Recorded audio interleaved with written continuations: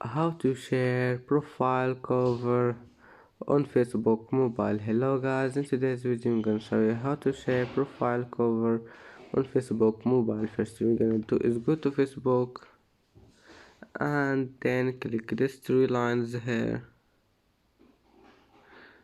and now click this profile on your profile, and then just click on your profile cover, and then click view profile cover, and then click these 3 points here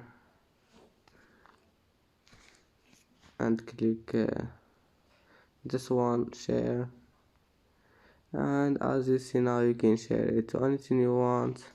And that's it for today's video. Please don't forget like and subscribe, and see you in the next video.